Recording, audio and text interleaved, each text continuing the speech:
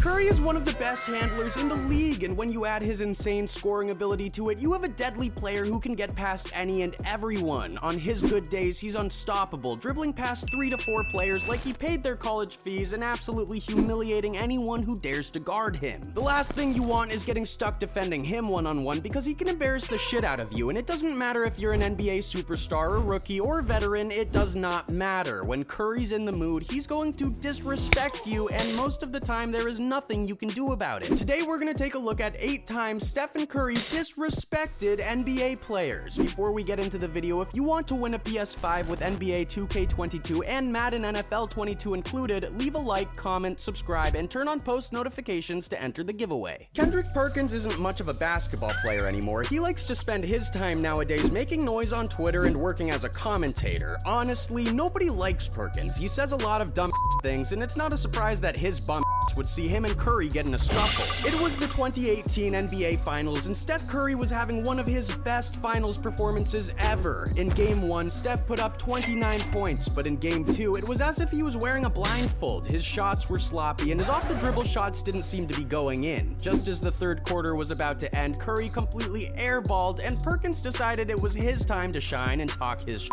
What's funny about this is the height difference between the two. Kendrick is 6'10", and he stood up to look down at Steph, but the 6'3" point guard didn't look intimidated. Instead, he took a good look at him from top to bottom as if to say, "Is that all there is to you?" Then he shot at Perkins saying, "You ain't playing tonight." Kendrick Perkins got absolutely zero game time with the Cavs, and the fact that Curry had the balls to basically tell him he sucks so bad that he won't even get a chance to play against him right in his face? Sheesh. Disrespectful. Perkins replied telling Curry, "Steph, man, chill out, man, for real, before I make you smell my cologne." There was a back and forth between both players before they were separated. Curry was pissed because he felt that Perkins was trying to trip him, which Perkins of course denied, saying, "First of all, I don't know what I did wrong, right? I'm sitting down, I didn't move, I didn't do nothing." Perkins must have thought that he had gotten into Curry's head, but not quite. He only made things worse for the Cavs because Curry came back with a bang and was hitting threes like it was nothing. This was the same guy that had a below average performance all night until his exchange with Perkins. Curry dropped 16 points in the fourth quarter alone to lead the Warriors to a victory.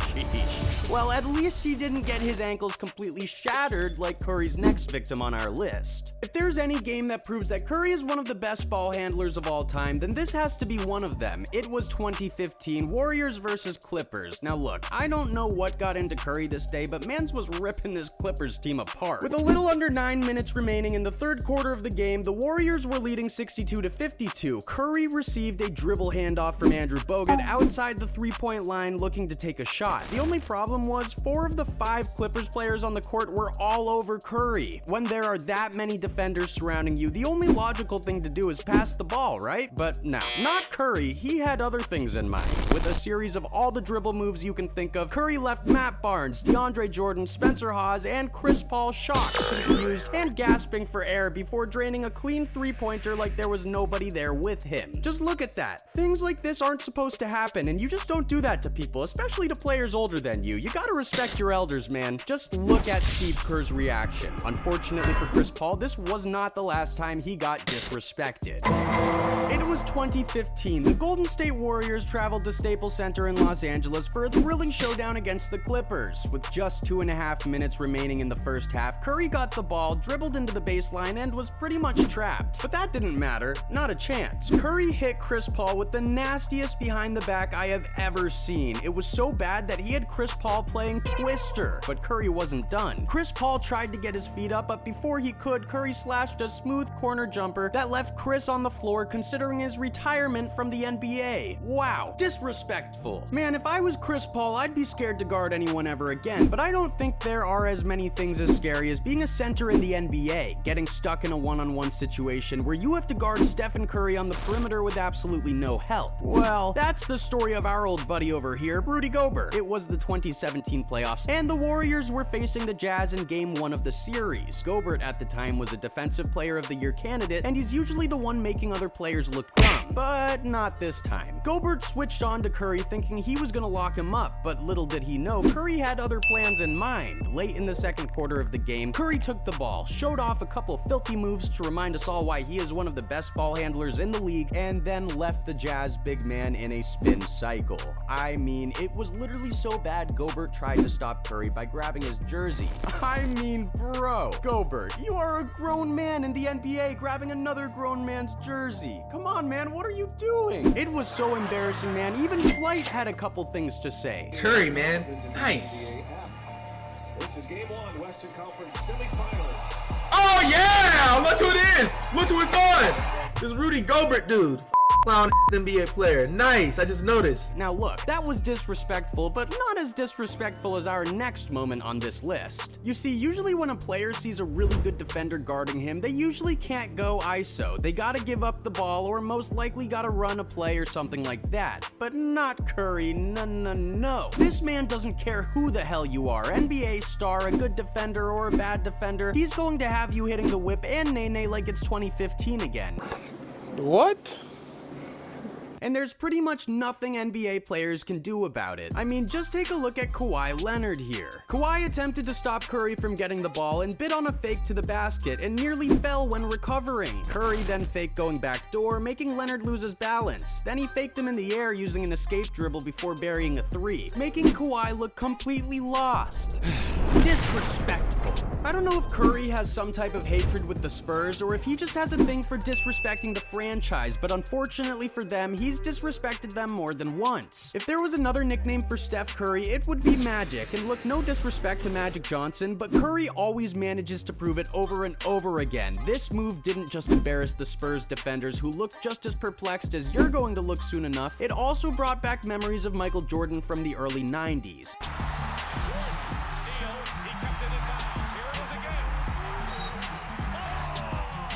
I mean, is there honestly anything Curry can't do? You tell us. One, much to your chagrin, that was it.